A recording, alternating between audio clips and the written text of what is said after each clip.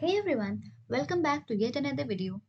अपने पिछले वीडियो में हमने एरेस के बारे में पढ़ा था कि एरेस क्या होते हैं, कैसे हम एरेस को डिक्लेयर करते हैं और कैसे इंडेक्स की मदद से हम एरे के एलिमेंट्स को एक्सेस कर सकते हैं। यार आज के इस वीडियो में हम लोग एरे के डिफरेंट मेथड्स के बारे में पढ़ेंगे। ठीक है, स्टार्ट करते हैं हम पुश मेथड से। ठीक है, सबसे पहले हम लोग एक एरे बना देंगे यार। ठीक है, और इसका नाम भी मैं एरे दे देती हूँ। रैंडमली कोई भी एलिमेंट्स इंसर्ट कर लेती हूँ। ठीक है, 1 2 3 4 5 6 7। ओके, तो 7 एलिमेंट्स का एक एरे मैंने बना लिया है। ठीक है, तो यार देखते हैं सबसे पहले पुश मेथड क्या करता है। पुश मेथड एरे के एंड में एक न्यू एलिमेंट को इंसर्ट कर देता है। ठीक है, तो अगर यहाँ पर मैं लिखूं एरे डॉट पुश और मैं कोई भी एलिमेंट ऐड करना चाहती हूँ, सपोज 11 ऐड करना चाहती हूँ, तो हम क्या देख पाएंगे आउटपुट में कि ये जो एरे है इसके लास्ट में यानी एंड में 11 ऐड हो जाएगा, इंसर्ट हो जाएगा। ठीक है, प्रिंट करा के देखते हैं एरे को, console.log एरे। तो यहाँ पर यार आउटपुट में हम देख पा रहे हैं कि एरे के एंड में 11 जो है वो इंसर्ट हो गया है। ठीक है, पुश मेथड का यही काम है कि ये जो आर्ग्यूमेंट लेगा, ठीक है, इसे क्या करेगा, इसे एरे के एंड में ऐड कर देगा। ठीक है, यहाँ पर 11 की जगह 11 तो नंबर है, हम कुछ भी डाल सकते थे यार, हम एक स्ट्रिंग भी डाल सकते हैं। सपोज मैंने कुछ भी लिख देती हूँ यार, हेलो लिखा। ठीक है, अब अगर एरे को प्रिंट कराएंगे तो हम देख पाएंगे कि एरे के एंड में हेलो जो है वो इंसर्ट हो चुका है। ठीक है, अब आते हैं पॉप मेथड पे। Wait a second.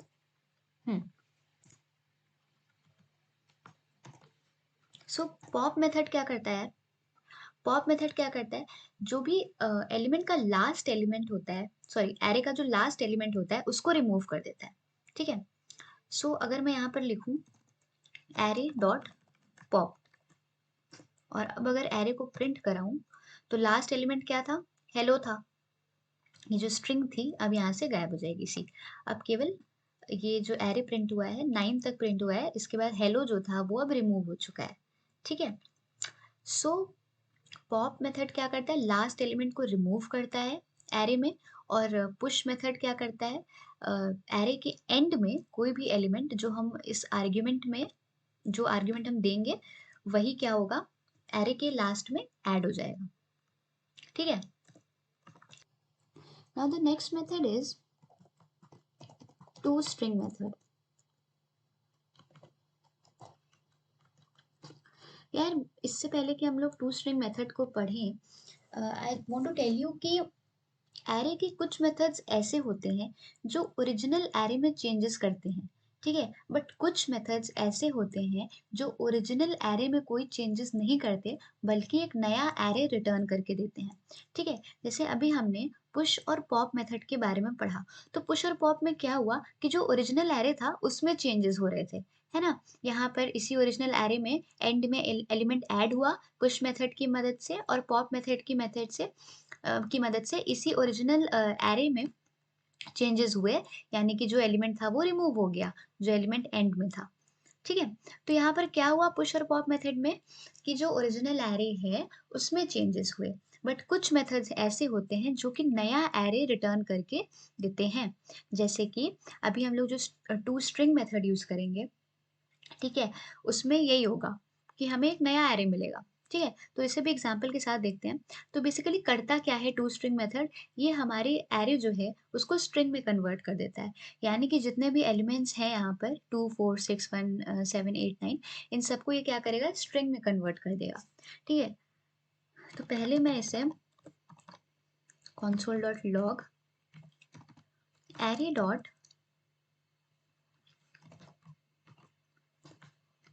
ठीक है, इसे प्रिंट कराऊंगी तो आउटपुट में हम देख पा रहे हैं ये जो ऊपर वाला आउटपुट है ये इसका आया हुआ है। ठीक है, इस पॉप का आउटपुट है। ठीक है, तो इस अभी इसको मैं हटा देती हूँ। फिर से रन करते हैं। तो यार आउटपुट में हम क्या देख पा रहे हैं कि हमें स्ट्रिंग मिल गई है, ठीक है? ये सारे एलिमेंट्स स्ट्रिंग में कन्वर्ट हो चुके हैं, ठीक है? देखो यहाँ पर जो स्क्वायर ब्रैकेट था एरे का वो हट चुका है, ठीक है? इसका मतलब है कि जो एरे है वो स्ट्रिंग में कन्वर्ट हो चुका है, ठीक है? बट यार अगर ये चीज़ मैं यहाँ से console.log अभी हटा देती हूँ, ठीक है? मैंने ये मेथड लगाया एरे पे, टू स्ट्रिंग मेथड मैंने लगाया है एरे पे। अब अगर मैं अपने एरे को प्रिंट कराऊँ console.log और अगर मैं अपने एरे को प्रिंट कराऊँ तो हम आउटपुट में देख पाएंगे कि जो स्ट्रिंग है वो नहीं प्रिंट होगा, हमारा एरे ही प्रिंट होगा। इससे ये प्रूव होता है ये जो टू स्ट्रिंग मेथड है ये ओरिजिनल एरे में मॉडिफिकेशन नहीं करता, ठीक है? ये हमें एक नया एरे रिटर्न करके देता है।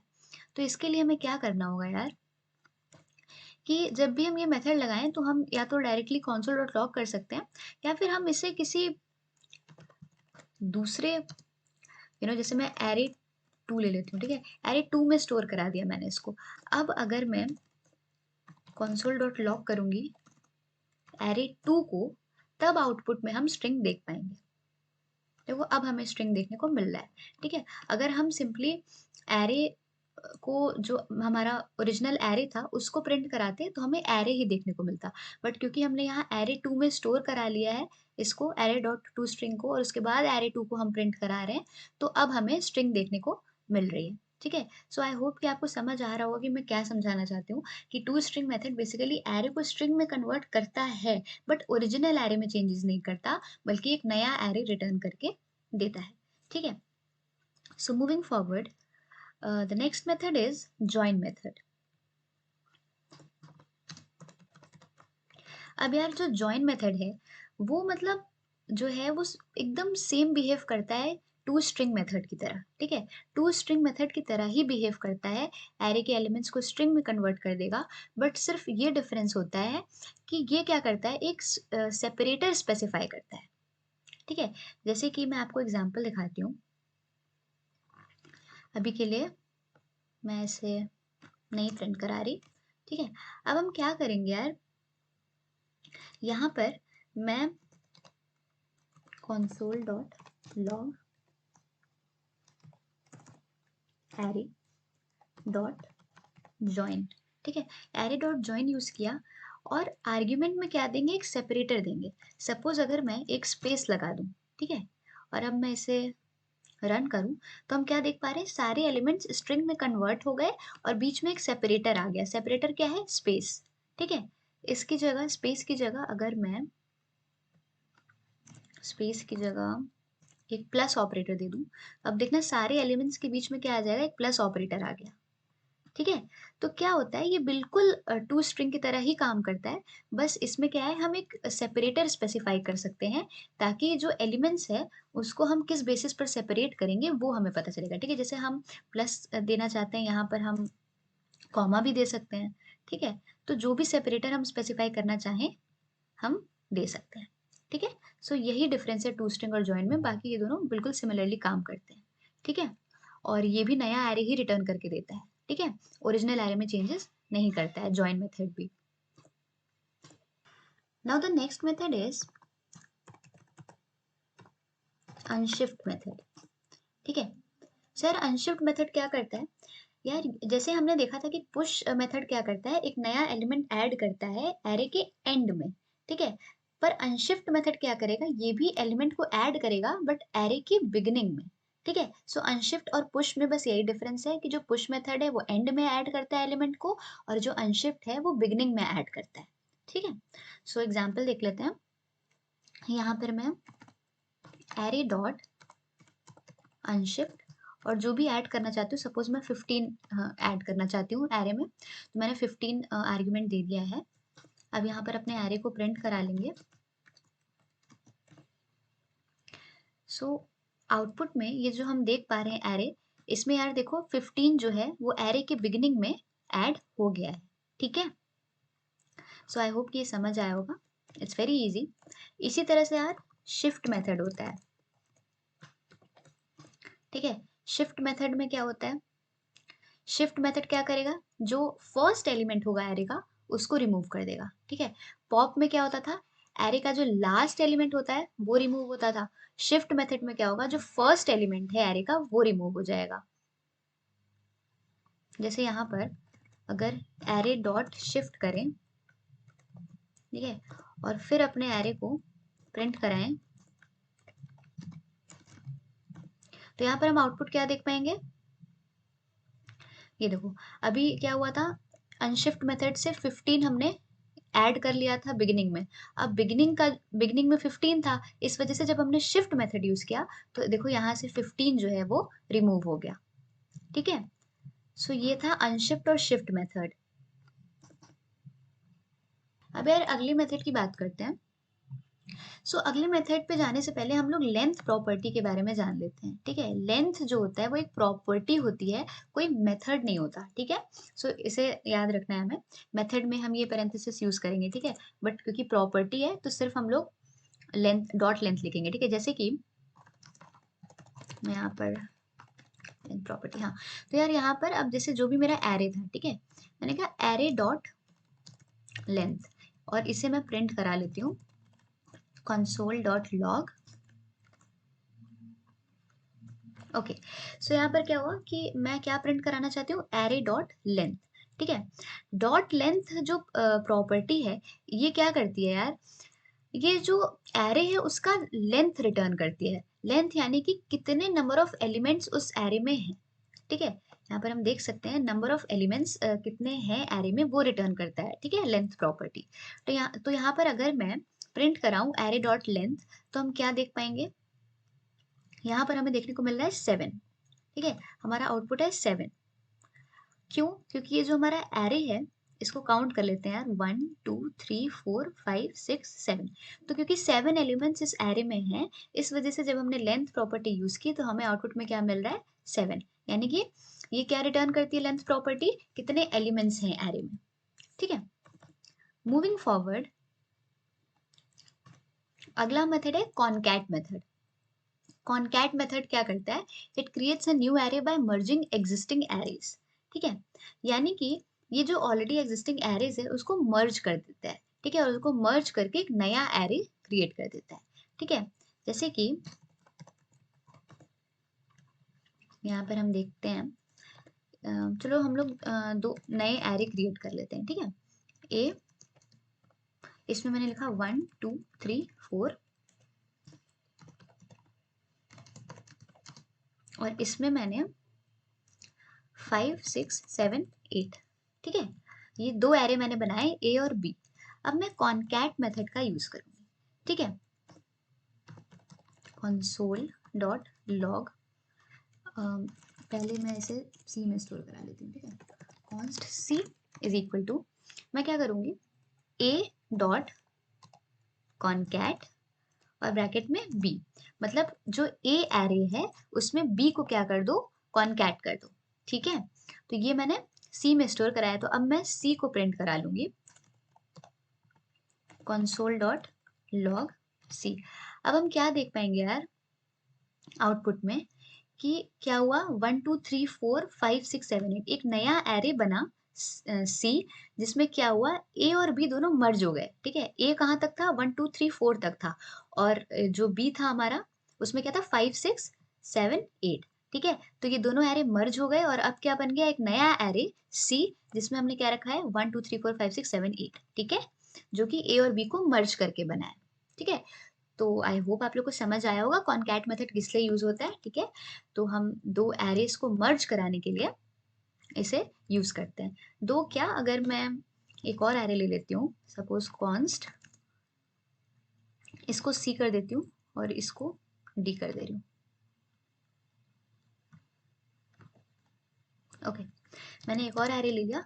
अब इसमें क्या 8 तक है ना, तो इसमें ले लेती हूँ 9 10 11 12। ठीक है, अब मैंने क्या किया, ये जो ए डॉट कॉनकैट है इसमें मैं क्या करूंगी, ए में क्या कॉनकैट कर दो, बी कॉमा सी। ठीक है, बी भी कॉनकैट कर दो और सी भी कॉनकैट कर दो। तो अब मैं जब डी को प्रिंट कराऊंगी तो ये देखो आउटपुट में क्या मिल रहा है, 1 2 3 4 5 6 से लेकर 12 तक, यानी कि इसमें ए में क्या हुआ है, बी और सी दोनों ही जो है मर्ज कर दिए हमने। ठीक है, तो ये आप लोग जितने भी एरेज को मर्ज करना चाहते हो आप कर सकते हो कॉनकैट मेथड यूज करके। ठीक है, सो आगे बढ़ते हैं। अगला है हमारा डिलीट ऑपरेटर। ठीक है, ये भी कोई मेथड नहीं है, इट्स एन ऑपरेटर। ठीक है, तो यार ये क्या करता है, जैसे मान लो कोई भी एलिमेंट एरे में अगर हमें डिलीट करना है तो हम डिलीट ऑपरेटर की मदद से उसे डिलीट कर सकते हैं। बट जनरली यार डिलीट ऑपरेटर जो है इसको प्रेफर नहीं किया जाता है। क्यों? क्योंकि क्या होता है ना कि वो एलिमेंट को डिलीट कर देगा, बट जो एरे का जो लेंथ है ना वो सेम रह जाएगा। ठीक है, क्यों? क्योंकि वो जो एलिमेंट को रिमूव करेगा उसकी जगह अनडिफाइंड होल्स को छोड़ देता है। जैसे कि मान लेते हैं अभी हमारा जो डी एरे है, मैं इसे रन करके दिखाती हूँ। मान लो अभी हमारे पास ये डी एरे है। ठीक है, जिसमें 1 से लेकर 12 तक नंबर्स हमने स्टोर किए। इसमें मैं क्या चाहती हूँ, डिलीट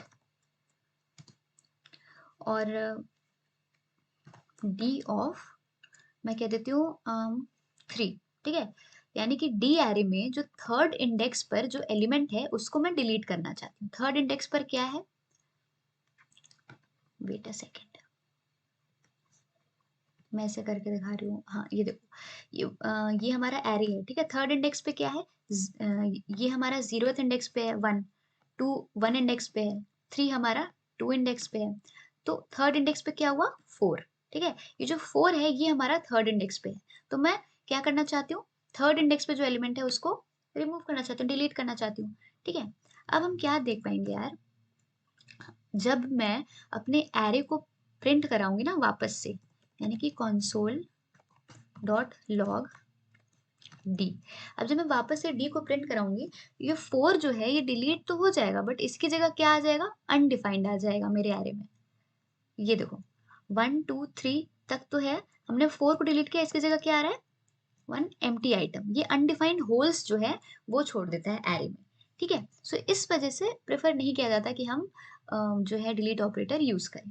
ठीक है, और अगर मैं अपने एरे की लेंथ को चेक करूं, console dot log D dot length, तो यार 12 एलिमेंट्स हैं। ठीक है, मैंने एक डिलीट कर दिया तो 11 एलिमेंट्स होने चाहिए ना। बट जब मैं इसे रन करूंगी तो इसकी लेंथ क्या आ रही है, 12। आउटपुट में 12 इसकी लेंथ आ रही है। इसका मतलब है कि ये एरे की लेंथ को भी चेंज नहीं करता। ठीक है, सो इस वजह से ये उतना प्रेफर्ड नहीं होता। तो ये है डिलीट ऑपरेटर का काम। ठीक है, इसके बाद आता है रिवर्स मेथड पे। रिवर्स मेथड क्या करता है यार, नाम से ही समझ में आ रहा है कि जो रिवर्स मेथड है ये एरे को रिवर्स कर देता है। ठीक है, मैं यहाँ पर कॉन्स्ट क्या ले लूँ, कुछ भी ले लेते हैं यार, एरे के नाम से एक एरे बना रही हूँ। ठीक है, और इसमें मैंने ले लिया 1 2 3 4 5 6। ठीक है, और अब मैं क्या करूँगी, console डॉट लॉग और यहाँ पर एड डॉट रिवर्स। ठीक है, अब मैं जब इसे रन करूंगी तो आउटपुट में मैं देख पा रही हूँ मेरा एरे क्या था, 1 2 3 4 5 6 था। अब इसने मुझे क्या रिटर्न करके दिया है, 6 5 4 3 2 1। इसने मेरे एरे को रिवर्स कर दिया। ठीक है, सो रिवर्स मेथड का यही काम होता है कि वो एरे को रिवर्स कर देगा। ठीक है, सो यार अब अगला मेथड है स्लाइस मेथड। सो यार जो स्लाइस मेथड है वो क्या करता है, जो एरे है उसका एक पोर्शन हमें एक्सट्रैक्ट करके देता है। ठीक है, सो एग्जाम्पल के साथ समझते हैं। और इससे पहले आगे बढ़े यार, जितने भी console डॉट लॉग वाले स्टेटमेंट्स है उसको मैं कमेंट कर देती हूँ, क्योंकि आउटपुट में काफ़ी ज़्यादा इतने सारे आउटपुट्स आ जा रहे हैं कि प्रॉब्लम हो रहा है थोड़ा।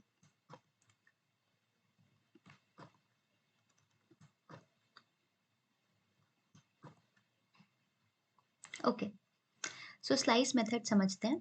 स्लाइस मेथड में क्या होता है ना यार, जैसे मान लो अभी इसी वाले एरे को लेकर चलते हैं। ठीक है, ये जो एर मैंने बनाया है, एर नाम से ये जो एरे है, इसमें क्या है 1 2 3 4 5 6 हमने स्टोर किया है। ठीक है, अब मैं चाहती हूँ कि इसका एक पोर्शन मुझे एक्सट्रैक्ट करना है। तो मैं क्या करूँगी, console डॉट लॉग एर डॉट स्लाइस। अब इसके अंदर हमें पैरामीटर पास करना है। देखो इसमें क्या होता है स्लाइस मेथड में, या तो हम एक पैरामीटर पास कर सकते हैं या तो हम दो पैरामीटर्स को पास कर सकते हैं। एक पैरामीटर जब पास करते हैं तो क्या होता है, सपोज मैंने कुछ भी रैंडमली ले लेती हूँ 2, ठीक है, ये क्या है, इंडेक्स है, ठीक है, ये है स्टार्टिंग इंडेक्स है ये, ठीक है। स्टार्टिंग इंडेक्स का मतलब है ये क्या करेगा, 0 1 2, 2 इंडेक्स पे क्या है, 3 है। अभी मुझे क्या, ये स्टार्टिंग इंडेक्स हो गया हमारा 2, ठीक है, 2 हमारा स्टार्टिंग इंडेक्स है, तो 2 इंडेक्स पर ये हमारा एलिमेंट जो है वो 3 है। सो ये 3 से लेकर क्या करेगा, इस एरे के एंड तक जितने भी एलिमेंट्स है उसे एक्सट्रैक्ट करके हमें दे देगा, ठीक है। सो अगर मैं इसे प्रिंट कराऊं, मतलब रन कराऊं, तो ये देखो हमें क्या मिला, 3 4 5 6, ठीक है। मैं फिर से समझा देती हूँ, क्या होता है कि इस मेथड की मदद से हम एरे का एक पोर्शन जो है वो एक्सट्रैक्ट कर पाते हैं, ठीक है। यहाँ पर जो भी हमने पैरामीटर में दिया है ये क्या है, स्टार्टिंग इंडेक्स है, 2 हमारा स्टार्टिंग इंडेक्स है, तो 2 इंडेक्स पे कौन सा एलिमेंट है, 3 है, ठीक है, 3 है। तो अब हमें क्या मिलेगा, 3 से लेकर, मतलब कि जो 2 इंडेक्स है वहां से लेकर एंड तक जितने भी एलिमेंट हैं वो प्रिंट हो जाएंगे, ठीक है। तो 3 4 5 6 यहाँ पर प्रिंट हो जाएगा, ठीक है। पर यार अगर यहाँ पर हम दो पैरामीटर्स ले लें, ठीक है, दो पैरामीटर्स कैसे लेंगे, कॉमा लगा के, ठीक है, 2 हमारा फर्स्ट पैरामीटर, सेकंड पैरामीटर मान लो मैं ले लेती हूँ 5, ठीक है। तो ये क्या करेगा मुझे, ये जो सेकंड पैरामीटर है ना 5, ये क्या होता है, ये इंक्लूडेड नहीं होता है, यानी कि ये हमें क्या रिटर्न करेगा, 2 इंडेक्स से स्टार्ट कर कर 4th इंडेक्स तक जो एलिमेंट्स हैं वो हमें रिटर्न करके देगा, ठीक है। 5 हमने जो लिया है ये एक्सक्लूसिव होता है, यानी कि ये इंक्लूड नहीं होता, ठीक है। अब ये क्या करेगा, 2 से 4 तक, 2 से 4 तक क्या है, 0 1 2, ठीक है, यहाँ से लेकर 4th इंडेक्स तक, यानी कि यहाँ तक हमें एलिमेंट्स देगा। क्यों, क्योंकि 0 1 2 3 4, 4th इंडेक्स पर यहाँ पर 5 है, तो यहाँ पर हमें 3 4 5 देखने को मिलेगा आउटपुट। ये देखो आउटपुट में हमें 3 4 5 देखने को मिल रहा है, ठीक है। सो यही डिफरेंस है, जब एक पैरामीटर लेते हैं तो क्या होता है, वो जो पैरामीटर है वो स्टार्टिंग इंडेक्स होता है और वहां से लेकर एंड तक हमें एरे के सारे एलिमेंट्स मिलते हैं। बट जब हम दो पैरामीटर लेते हैं तो ये हमारा स्टार्टिंग इंडेक्स होगा और ये जो है ये हमारा लास्ट इंडेक्स होगा, बट ये इंक्लूडेड नहीं होता, ठीक है, यानी इससे पहले तक सारे एलिमेंट्स हमें मिलेंगे। यानी 5 से पहले क्या आता है, 4, तो 2 से लेकर 4 तक के इंडेक्स पे जितने भी एलिमेंट्स हैं वो हमें मिल जाएंगे, ठीक है। So this was all about slice method. अब यार अगला मेथड है स्प्लाइस मेथड, ठीक है। इसमें क्या होता है, ये क्या करता है, changes the content of an array by removing और रिप्लेसिंग एलिमेंट्स। इसमें क्या होता है, हम अगर कोई एलिमेंट को रिमूव करना चाहते हैं या रिप्लेस करना चाहते हैं दूसरे एलिमेंट से, तो हम स्प्लाइस मेथड की मदद से वो कर सकते हैं, ठीक है। इसका सिंटैक्स पहले देख लेते हैं, एरे डॉट स्प्लाइस, और इसमें क्या होगा, ये स्टार्ट है, यानी ये स्टार्टिंग इंडेक्स लेंगे सबसे पहले कि कहाँ से लेकर कहाँ तक, ठीक है। उसके बाद डिलीट काउंट, यानी कितने, डिलीट काउंट का मतलब है 1 2 3 कितने एलिमेंट्स हमें डिलीट करने हैं, ठीक है। अगर रिमूव करना है तब तो हम डिलीट काउंट तक लिख के अपना पैरेंथेसिस क्लोज कर देंगे, ठीक है। बट अगर हमें रिप्लेस करने हैं एलिमेंट्स, तो उन एलिमेंट्स की जगह क्या नया आना चाहिए वो हम आइटम 1 आइटम 2 इससे बताते हैं, ठीक है। सो इसे भी हम एग्जाम्पल के साथ देखते हैं, इसे भी मैं कमेंट कर लेती हूँ पहले। सो अब है स्प्लाइस मेथड, ठीक है। इसमें क्या होगा, अगेन मान लो यही हमारा एरे है, ठीक है, 1 से लेकर 6 तक, ठीक है। इसी पर मैं अप्लाई कर देती हूँ, एरे डॉट स्प्लाइस। अब इसमें क्या होगा यार, सबसे पहले हमें क्या लेना था, स्टार्टिंग इंडेक्स लेना था, तो मैं स्टार्टिंग इंडेक्स को 1 ले लेती हूँ, ठीक है।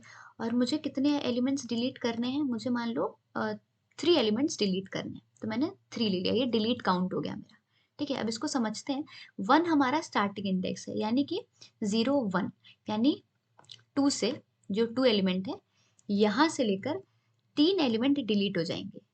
3 एलिमेंट्स क्या है, 2 3 और 4, ठीक है। 2 3 और 4 अब डिलीट हो जाएगा, क्यों, क्योंकि हमने स्टार्टिंग इंडेक्स 1 दिया है, 1 पे क्या है, 2 है, और डिलीट काउंट हमने दिया है 3, यानी कि यहाँ से स्टार्ट होकर 3 एलिमेंट डिलीट हो जाएँगे। तो क्या होगा 2, 3 और 4 अब डिलीट हो जाएँगे और अगर हम इसे प्रिंट कराएँ console.log एयर तो आउटपुट में हमें देखने को मिलेगा, ये देखो 1, 5 और 6 जो है ये ही सिर्फ रिटर्न हो रहा है। 2, 3 और 4 जैसा कि मैंने बताया डिलीट हो गए। ठीक है? ये तो था कि हम कैसे रिमूव कर सकते हैं। बट अगर मैं चाहती हूँ कि 2, 3, 4 की जगह कुछ और जो है रिप्लेस करना चाहती हूँ किसी और से, तो यहाँ पर क्या करूँगी? डिलीट काउंट के बाद अब हम देंगे आइटम 1। तो मान लो मैं 2 की जगह चाहती हूँ 5 आ जाए, 3 की जगह चाहती हूँ 9 आ जाए और 4 की जगह चाहती हूँ 11 आ जाए। तो अब आप देखना 2, 3 और 4 की जगह 2, 3 और 4 की जगह अब क्या आ जाएगा 5, 9 और 11 से रिप्लेस हो जाएगा 2, 3, 4। ठीक है? अब अगर मैं इसे प्रिंट कराऊँ तो एग्ज़ैक्टली यही हुआ। ठीक है? ये देखो 2, 3 और 4 की जगह क्या आ गया 5, 9 और 11 आ गया और उसके बाद जो 5, 6 था अरे में वो तो वैसा का वैसा ही रहेगा। ठीक है? सो यार यही होता है स्प्लाइस मेथड का काम कि ये क्या करता है या तो हम चाहें तो जो हमारा एरे है उससे कुछ एलिमेंट्स डिलीट कर सकते हैं या हम रिप्लेस भी कर सकते हैं एलिमेंट्स को। ठीक है? सो आई होप यार ये सब आपको समझ में आए होंगे ये सारे methods. So that's all for this video. और ऐसा नहीं है कि यार सिर्फ इतने ही मेथड्स होते हैं एरे के कई सारे मेथड्स होते हैं बट जो काफ़ी ज़्यादा यूज़ होने वाले मेथड्स हैं वो मैंने कोशिश की है कि मैं कवर कर पाऊँ इस वीडियो में। ठीक है? अब यार नेक्स्ट वीडियो काफ़ी ज़्यादा इम्पोर्टेंट होने वाला है क्योंकि उसमें जो टॉपिक होगा वो होगा map filter and reduce methods के बारे में हम लोग पढ़ेंगे और ये तीनों मेथड्स इंटरव्यू पर्सपेक्टिव से भी काफ़ी ज़्यादा इम्पोर्टेंट है। सो प्लीज़ जो नेक्स्ट वीडियो है उसको मिस मत करिएगा। And that's all for this video. अगर आपको ये वीडियो अच्छा लगा हो तो please like share and comment on this video and please subscribe my channel.